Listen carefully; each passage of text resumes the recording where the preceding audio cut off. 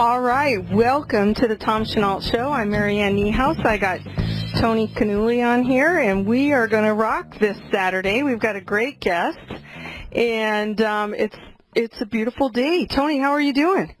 Hey, Marianne, I'm doing phenomenal. How are you doing? You know what? I'm so excited. I mean, I miss Tom because I love him, and he's great on the show. But we've been having a lot of fun the last couple weekends, and we got a great guy today. And I wanted you to talk a little bit about this gentleman here. I'm really learning a lot about network marketing, and the more I'm a part of it, the more I love it. And coming, originally from the corporate world, and then being an entrepreneur, owning my own, marketing advertising business for about 18 years, I never really thought my next step in my professional life would be network marketing. But as I said earlier, the more I become a part of it, the more I meet the people that are involved in it, the more I love it. And it's really about humanity. I mean, it really is about people. It's about relationships. And I don't even think we can touch on that as deep as you get in network marketing. I don't think people from the outside, they always look in and wonder why we're so happy. Why are we having such a good time? Who are those people? I think they're just faking it until you walk through the door, until you cross that line. And so I think there's a lot of things out there that people don't know, and I think we're going to learn a lot about that today. But so tell me a little bit about our guest. Well, yeah, oh boy, we're in for a treat on this one. Well, I just wanted to comment on what you just said because it's so true. I don't think there's one person I have ever met in almost 30 years in being in direct selling, Marianne, that said, I wanted to be in network marketing. I woke up one morning and said, that's it. I'm doing network marketing. It's not like when you're a kid and you have that fantasy, I'm going to be an astronaut, I want to be a lawyer, I want to be a race car driver, I want to be as good looking as Tom Chenault. No one wakes up with that thought of I want to be in network marketing, but would they end up here anyway? And one of my great friends, Gregory Mascari, I love what he said. I heard this, 20 years ago when he first said it, but he said in network marketing, when it gets under your skin, there's no known cure. And, at the end of the day, when you think about it, people get in, they hear about the money and the rock star lifestyle. Maybe they get in from a product. But at the end of the day, what keeps them in is who they become. It's the community. It's the family. It's the relationships. It's the, in order to have more, you have to become more. It's the personal and professional development. And that's really what keeps people in this profession. And unless you're there, it's like trying to describe chocolate. How do you describe how good chocolate is until you've experienced it? And that's really what it is. And the gentleman, Marianne, that we have on today, John Solleder. John is, I'll tell you, I'm really excited about this because John and I are really great friends. Not everybody has the fortune of having a friend like a John Solleder. Let me tell you, he's an amazing human being. He started in network marketing back in 1983. He's very well educated, went to Seton Hall. He's been to the top of 3 different companies. The same company he's been with for 19 years now. He's done well over $2 billion, probably $3 billion in sales, retail sales for other companies in the space, including the company he's with now. He understands residual income. And here's what I'll say about John. I've had hundreds and hundreds and hundreds of phenomenal, high-quality people on. And if I were to ever have my own company, I would want to hire John to help me run it. That's how much I trust the guy. His skill sets are just outrageous, not just as a distributor, Marianne, but at consulting, at helping companies grow. I mean, he's brilliant. He's a tactician like I've never seen. You're reading his book, Moving Up, and you're starting to gain that. And at the end of the day, this guy is he's unbelievable. And so now I know one thing, he's unemployable, because he's been earning a residual income, a very high residual income for, like I said, just in the last company he's with now for 19 years. And I wonder if his company really knows how special this guy really is, because I'll tell you what, I appreciate him so much. So that's John Solleder. We're going to be getting into something that we very rarely hear about in network marketing, and it's the financial side of it. He puts the business into home-based business, let me tell you, and he's all business, but he's a great friend as well. So, Marianne, why don't we bring him on? Let's have some fun. Let's go. So, John, are you here? I sure am. Good afternoon, Mary Ann. Good afternoon, Tony. Good afternoon, hopefully across not only the United States and Canada, but throughout the world. I know Tom's got listeners everywhere, so welcome to all of you. It is my distinct privilege to be here. And let's get going. I think, people might want to know my story because it may reflect their story. It may reflect their kid's story. It may reflect their sponsor's story. And I'll just kind of tell it briefly. I was a broke college kid in April of 1983. I was seeking my first, quote-unquote real job. I had had a variety of things I had done up to that point in my life, but I was about to graduate college. And, back then our resumes were really funny. You put, your name and your phone number. And today, of course, the resumes are probably name, phone number, Twitter account, Facebook account, Google account, and Lord knows what. But, my resume wasn't all that impressive, even though I went to a very good school, Seton Hall University, very good school, got a very fine education there, very honored to be a graduate of that school. But at the end of the day, I had no idea how to make a living. And then kind of, one of those things happened. A buddy of mine walked into the gym that I was working out at, and I was also selling health club memberships out on a part-time basis, make ends meet. And my friend Tommy Husted, who walked in that day, had been a tremendous athlete, tremendous wrestler, New Jersey State wrestling champ many times, and wrestled at Lehigh University in Pennsylvania. And he walked in and he said, hey, what are you going to do when you graduate? And I said, I have no idea. I'm looking for a job, Tom. Where can I find one? He said, well, I couldn't find one, so I became self-employed. I said, well, how did you do that? He says, I joined this company, Herbalife. I said, Herbal what? He said, Herbalife. He said, and you can too. He said, it costs you $32. And I said, well, I don't have $32 right now, but if I could write you a check, Tom, if I'm interested, I might just take those products and I might just get involved with the business. And interestingly enough, that very first night that I chose to do that, and I gave Tom that check, and Tom was nice enough to hold it for me for a week before he cashed it. That very first night, I sat down and I went through that career book. And I started to put numbers on paper, and I started to figure out the retail wholesale of the business and the override structure a little bit, which, frankly, I really didn't understand. But I started to put numbers on paper, and by 4 a.m., I was a millionaire on paper. What nobody told me at the time was that paper was a little bit easier to become a millionaire on than to actually go and do it. But I was pretty optimistic in those days, and I figured, well, why not? On paper, it certainly works. So that being the case, I'm going to go forward. That was April 18th, 1983. 1 month later, 1 month to the day later, I graduated from Seton Hall, and we were very blessed to have President Ronald Reagan come and speak at our commencement exercise. And President Reagan that day spoke about the fact that way back in 1930, graduated college, that a similar thing was happening in the economy as was happening in the United States economy at that time. And that was, of course, the Depression. He went back in 1932 to the swimming hole where he had worked the prior summer to be a lifeguard. And in conversation with someone that had been very successful in business, they suggested to him that he find a mentor who would teach him how to organize and build some sort of a business that he might be interested in. Once again, find something you're interested in that you're passionate about, and then find somebody to teach you what to do. So this was back in 32. And, of course, from there, the president eventually wound up in broadcasting, Chicago Cub minor league ball games, eventually went to work for General Electric, eventually became governor of California, actor, and as you all well know, in my opinion, certainly one of the great presidents and leaders of our time. And I felt like the president, even though there were probably 5,000 people there between graduates, parents, grandparents, Secret Service agents, media, etc., I felt like the President of the United States had that ability to talk to me one-on-one. Like he was talking to me, he was saying, John, you have found mentors already in the business you've joined. Why the heck are you looking for a job still? And I took the President's advice, and I said, I'm already getting mentored by these folks over at Herbalife, between Tom and his upline, Mark. I was already starting to learn some things.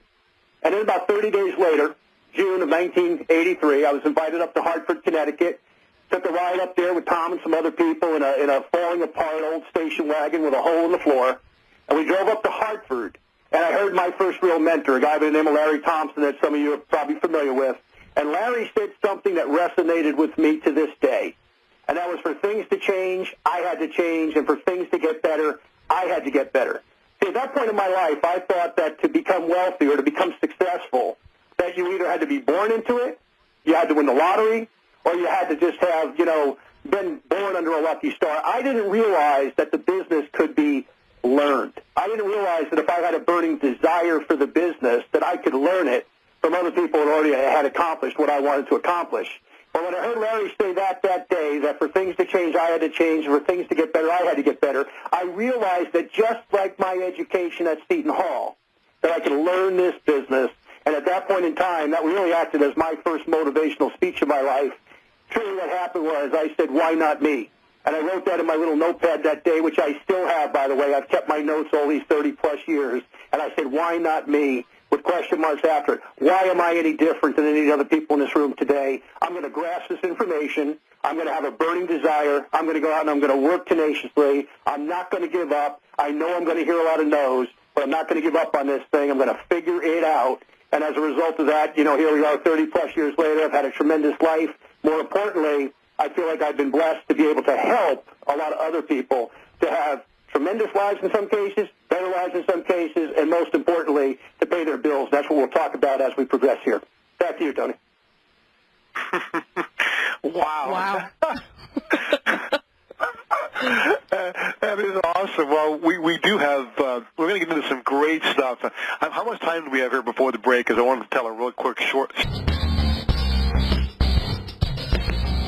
All right, we are back. This is Marianne Niehaus on the Tom Chenault Show with Tony Canuli. While Tom is traveling around, he just got to his kids. His son and daughter-in-law and their 2 grandkids are over in Sydney, and they're all together now, going to be celebrating Thanksgiving. So we're really happy for them. But today I'm in Colorado. Tony, where are you at, Tony? Well, I'm in the third dimension, Marianne, after being on with John. Yeah. Okay. Well, we're up in the Pennsylvania mountains right now, and boy, I tell you, the temperature is dropping. Ooh, boy. Now, of course, John's down in Dallas, so he has pretty good weather down there. But although he was a little cold, when he fell in the pool, he's like, whew. Yeah, I bet. Next thing you know, I hear the shower running. So he didn't miss a beat. He gets off, after he starts laughing, of course, and he runs into the house. He's waiting, I got to get the chlorine off. And so we're talking, and he's still in the shower. I mean, we're good enough friends where he can be in the shower and I can be talking with him. It's interesting how when I first got into network marketing, they told me that, you almost move in sometimes with your sponsor or your mentors or people that you work with. You get that close, and I never thought I'd be taking showers with him. So via the phone, right? Yeah. It was. He already ruined one. Lost one phone there in the pool. So anyway, yeah, we're gonna have some fun here going into this next topic. I am really excited for him to share the knowledge he has. He's very humble. He's earned tens of millions of dollars in network marketing, and he understands residual income. I mean, how many people can say they've had a consistent residual income just in the same company, I keep saying the last one, but the company he's been with presently for the last 19 years. And that's rare to find. And it is out there in some of the legacy companies. And the gentleman that mentored him, Larry Thompson, is a gentleman that actually introduced me to John, and we've been great friends ever since. And, Larry, of course, was one of my mentors as well. And so I know exactly, the school he went through there early on in Herbalife when he got started. So anyway, John, let me tell you, this is great. I hope you don't hold it against me for telling this story about how you like to walk in the pools, but you got to admit you are a focused animal. Yes, I am. Tony, from now on when I talk to you, I'm wearing a bathing suit no matter what the weather is. But just to tell you, in Dallas, it's supposed to be below freezing this afternoon. So if I did that today, I might not be feeling so well on this call. But fortunately, it was still fairly warm the other night. But Tony, I'm really excited about this. What you and Marianne are putting together this afternoon here, phenomenal. And I'd like to just start talking about how to build a financial fortress around yourself and your family for the years to come, if I can. I hate debt, and I hope you hate debt.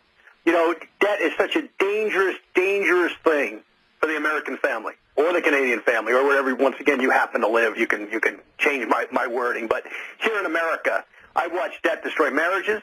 I've watched debt destroy businesses. I've watched debt destroy our country to some degree, where people don't understand how dangerous it truly is. It's a prison that we must break free from. And in network marketing, because we have the ability not only to earn money, we have the ability to earn money with no ceiling to it, okay? But at the end of the day, not everybody becomes a top performer. I want you to think of your multi-level business, whatever you're in right now.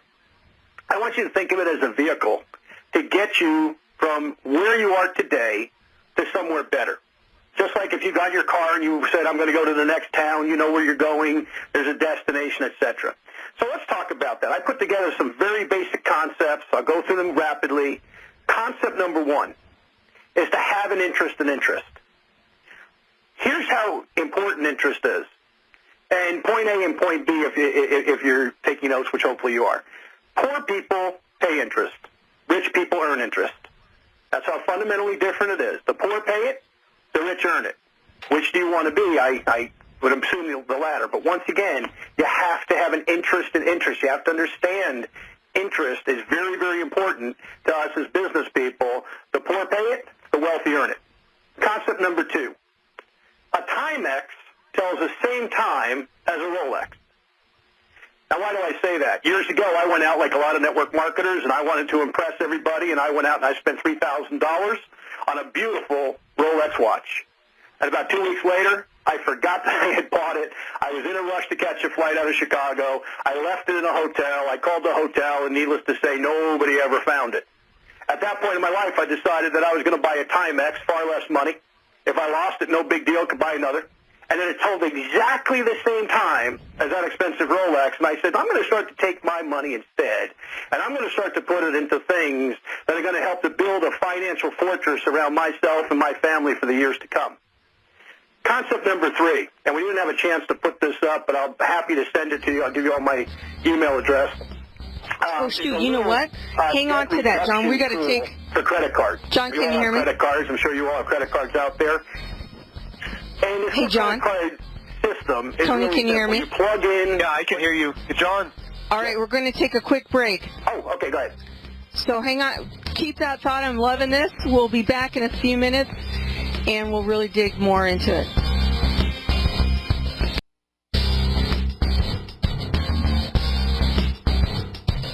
All right, we are back on the Tom Chenault Show with Tony Chenault. I've got a little echo going on. Ben, can you check on that? Anyway, I didn't even want to take a break, John. I was so intense, and I was just writing notes. I wasn't even looking at the clock.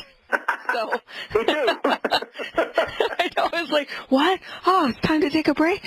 So anyway, this is great stuff. And you know what I wanted to say was that I love that you're talking about this, because I think a lot of times people do get in, they do a lot of the flash, they make the big bucks, they're driving the fancy cars, and then all of a sudden they're just, down and out for whatever reason, and it's just because they haven't been smart with their money that they're making. So I appreciate this. So your last story was the Timex tells the same time as a Rolex. I love that.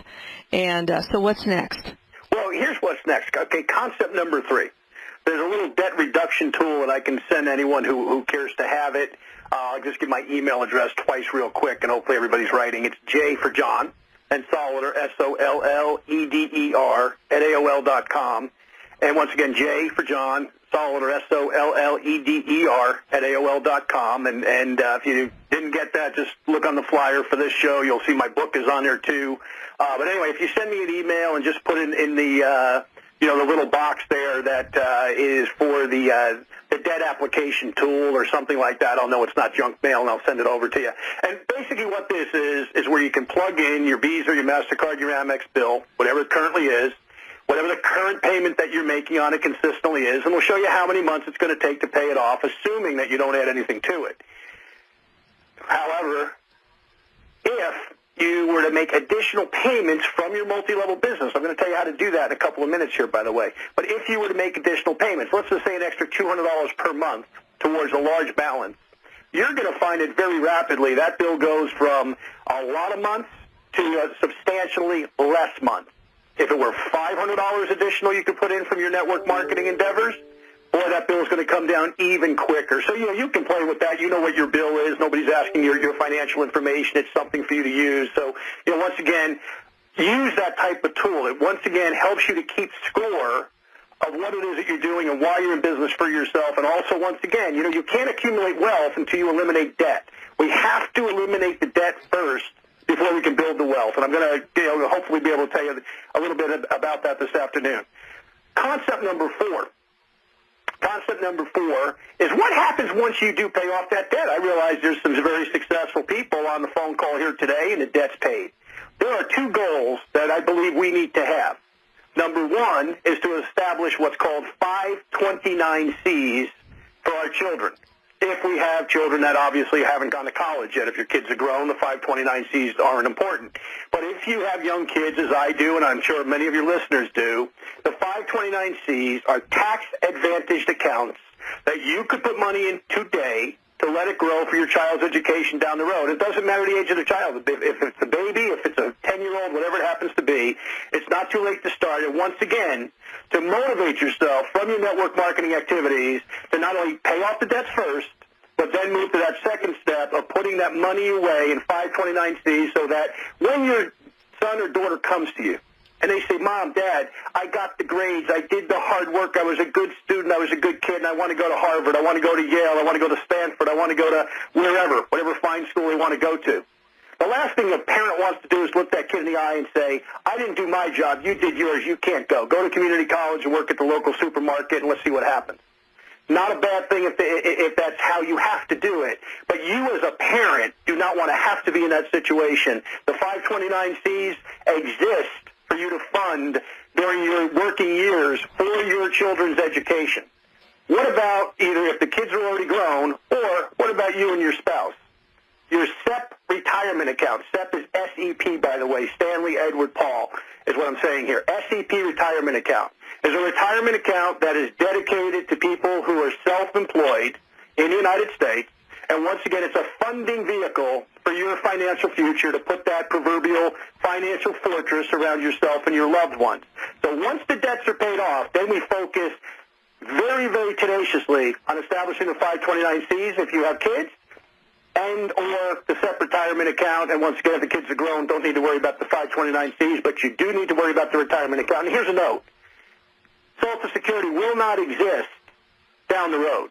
Or if it does, it'll be so diminished that you're going to see nickels as opposed to dollars for the money that you put in it. So never count on the federal government, who's $19 trillion in debt as we speak, to take care of your financial future. You take the responsibility of your financial future by capitalizing on your network marketing opportunity and by putting that money away today for tomorrow's needs of both college and your retirement down the road.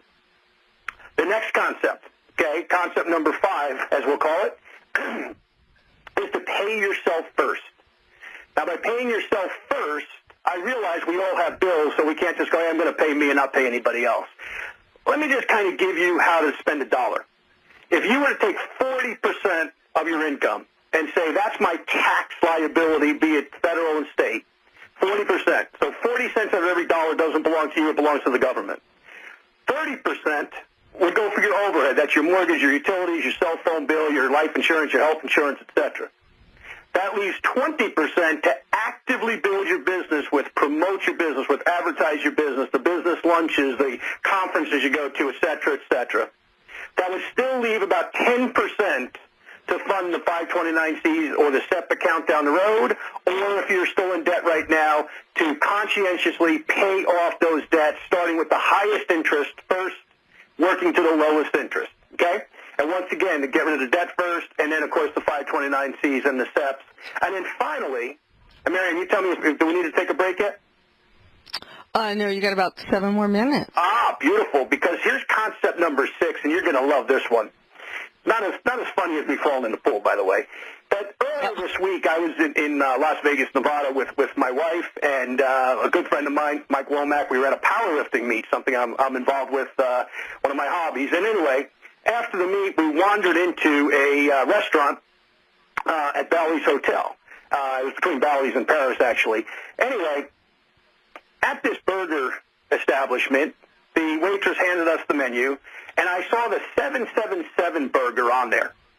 And I start to read, and I see that it's Kobe beef, and it's all kinds of other high-end ingredients, and a bottle of Dom Perignon champagne, $777. And I said to the waitress, I said, has anybody ever ordered this? And she said, yeah, we sell a few a year. I said, wow, that's great. And then I said to my friend and to my wife, I said, what's interesting about that is I bet they're network marketers that come in here to try to impress people on how much money they're making and how much money they're earning. Folks, don't be that fool. Don't be that person who wastes your money arbitrarily on silly things to impress other people who, frankly, care less about you and your financial fortress that you're building around your family. Be pragmatic, be practical. That same meal you could probably buy for $100 if you really absolutely needed it. Point being, be smart with your money, okay? Our business is cyclical. Look at Sears versus Walmart, for example. Look at Apple Computer versus Research in Motion. Look at any other success stories that turn the wrong way that perhaps other companies have surpassed. That's network marketing, too. It's a cyclical business, and as a result of that, you want to take the money today and put it away for your future. Do not be foolish and impress people with the Rolexes and all the expensive cars, expensive houses. You take care of your financial fortress, and you'll be happy that you do. And the other note I'll make on this is this. You don't have to be the top distributor in your company. You don't have to be the person who earns the tremendous income and be icon status. You don't have to be any of those things. You got in business for yourself for a reason. And here's what I believe that reason is. Okay? It's very, very simple. And that is to use the business as a vehicle to purchase tax-advantaged interest-earning vehicles funded by your multi-level marketing business. Once again, it's to put together money in tax-advantaged, interest-earning vehicles funded by your MLM business for your family's financial future. And once again, to put that, you're probably tired of hearing it by now, but to put that financial fortress around yourself and your loved ones for the years to come. We got a lot of things going on in the world, not all of them good. We got a presidential election coming up. We don't know the results. All of those are factors, but if you keep your focus on building your business and putting money away for your family, no matter what the circumstances are going to be, you're going to have the success that you and your loved ones deserve. Back to you, Mary Ann and Tony. Wow. I'm just, like, my head is kind of spinning here a little bit. I've been listening to Robert Kiyosaki's Second Chance book right now, and I think so many of us, including myself, I never really had the financial education. I mean, I have to admit, I've had a lot of money slip right through my fingers. I've been that person that was in so much debt, it was crushing. And fortunately, things, worked out. But what you're saying here is, it's just funny. We had a guy come to a meeting the other day, and he was like, "Where's all the bling?" And we're like, what? He goes, where's all the bling? The fancy suits, the watches. And I think I think some people still do that, no matter where you're at. But I think people are starting to really kind of settle down and do the things that what you're talking about right here. And using this, unlimited income, right? We can make an unlimited income. But it's more than that. You've got to be doing something with it. So it's not just about spending it all over the place. And one of the things I was looking in your book, because you have the 10% to charity, the 30% to taxes, 30% to business building, 20% to overhead, and 10% to put away for the future. Mm-hmm. And, I think a lot of people, they forget about them. They forget about the future. So you're right. Social Security's not going to be there. Go ahead. And you're exactly right. And that's exactly, and I've had to change those numbers a little because of the tax system since I wrote the book a few years ago. It's now up to about 40%. Right. It's a little bit, yeah. But, I noticed that. I'll modify my numbers now. Exactly. But conceptually, it's the idea that, pay your obligations, pay your taxes, pay Caesar, so to speak. And then when it's all said and done, remember to pay yourself first. And I think, Mary Ann, what you're just saying there, you're right on. That's exactly what a lot of people forget to do, and they're making, some great income in a lot of cases, and all of a sudden, for whatever reason, that cycle hits. Their company gets in trouble with whatever the circumstances.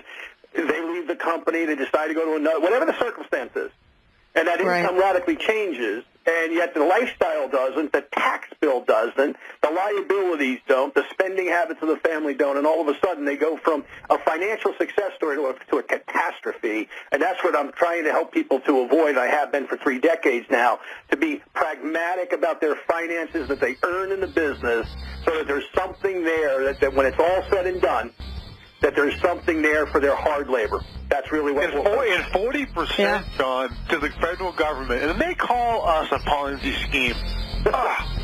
I know. Social Security right at the top of the list. All right, we got to take a break, you guys. This has been a great...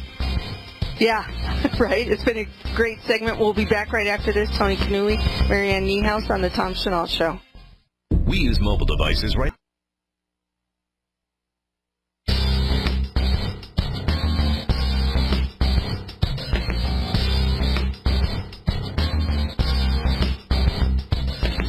All right, we are back. This is Marianne Niehaus, the Tom Chenault Show with Tony Chenault. And I'm just blown away by our guest today. You should see all my sticky notes. I've been taking notes through the whole show. And I appreciate, John, I really appreciate what you're sharing with us today. So we've got this last segment. It's a little bit short, and then we're done. So...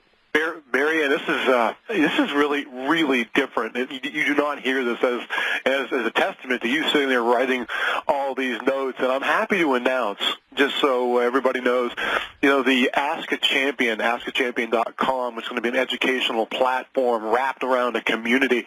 And we're going to have champions. We're going to be bringing the champions to you. And John just agreed to be the financial champion.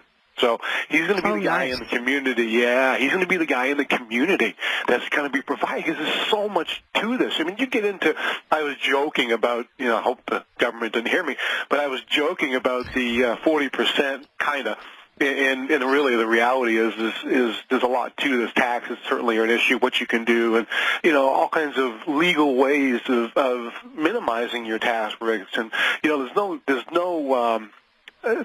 really no chance that every business owner really knows, the real sharp business owners know that the tax code, the tax system is set up for people that are self-employed, and just opening a business, putting a shingle out, having a home business, whatever business it may be, it gives you so much advantages over a W-2 type of a person. I used to do a seminar on the W-2 mentality versus 1099, and John's going to be covering a lot of this. We got a lot going. We're going to be covering there. But John, 2 things real quick that I know we wanted to discuss, and this interview has been phenomenal. The show's been phenomenal. But a couple of things relating to one thing we had talked about is multiple streams of income, and really the good and the bad on that, and just to clarify that. And the second, and one of the things that both you and I have done a lot of consulting and helping startup companies over the years, and this thing about these car programs, and a lot of them, most people know that I'm not really in big favor of them. They really are more for the company. It brands the company, and it's cool for the company. But sometimes, a lot of times, it puts distributors at risk. They end up losing their vehicles. They lose the money if they don't get the financing right away and all of that. And so let's touch on both of those, because we just got a few minutes left. But these are really important subjects that come up all the time. Well, and I know we're limited for time, and boy, Tony, that could be a show in itself. But yeah, right. the reality is this. I've been at this for 33 years. I've been blessed to know, so many top performers. But to me, what's important is the person who's in this business sees it as a financial vehicle, sees it as one of their multiple streams of income that they use to build wealth with, okay? And wealth for different people means different things. I mean, if a person is a successful school teacher and they're out there helping kids to achieve, they're successful, but they may not be paid for, so they decide to get network marketing and to make that additional income that they need for their SEP and for their 529Cs for their own kids. So, we need all of those people in the industry, okay? But I guess the real question is this. When we talk about multiple sources of income, at that highest level, I've seen people who have got in network marketing, been extremely successful, and they've decided to go beyond, once the 529Cs are satisfied for their kids, once that the SEP retirement account is funded each and every year on an annual basis. By the way, both those things are tax advantaged. I can't give you legal advice on that. I'm not licensed to do that, but your financial professional can. So if you have questions on these things, seek out your local financial professional professional, he or she will be able to help you on understanding those things better. But all that said, I've seen people go out and make tremendous incomes with their network marketing income, doing additional things, be it in real estate, be it in investing, money in various financial products, be it in franchising, be it in other businesses that they've been able to say, hey, I'm real good at network marketing, and just like a professional athlete or entertainer who makes major income, they've been able to go to that next level by doing other businesses. Now, that's not the majority of people. It's probably not most of the folks today on the phone. But you know what? If you're going to dream big. Okay? When I was young, all I did was dream about this business. I go to bed at night and I dream about what I was going to do the next day to get where I needed to be. And, that's really where it begins. So if you have a huge dream, like the gentleman who was on last week who's made the incredible income that he's made, people have done it. Why not you again? But if you're like me and you say, hey, I'm here to fund the financial vehicles that are important to me and my family, and I'm only going to work so hard at this to do that because there's other things I'm interested in spending my time doing, that's noble as well. And if you're part-time, which most people are, and our industry was designed for part-time people to make additional income, that's really how the founding fathers put it together, was for part-time folks to be able to make additional income to fund those two things I just talked about. Okay? Those are the people, get this message and get this little bit of financial planning down and start to study it and listen to this call on the archive. And look, I'm not the only voice on this. There's a lot of voices on this type of stuff. But I will tell you, if you begin your business, okay, or if you've been in a business even a long time and you start to think about these things, you're going to find that motivation to go talk to that next person about your opportunity and or your product. You're going to find a reason to get up in the morning and go to work because you realize, hey, I'm building that financial fortress for myself, my spouse, my kids, their future, generational wealth for our family, and we're going to use network marketing as the vehicle to do it. And if you do that, you're never going to have a problem being motivated. Yeah. No, that's great. All right, we are done here. I can't believe it. John, thank you so much. It's been a great show. Tony, thanks for getting John on. We will see you guys all next week. We have some special, amazing guests again. We can't drop any names just yet, but join us next week on the Tom Chenault Show. Thank you again, John. Thanks, Tony. Thank you. Have a great next week. everybody. Thanks, John.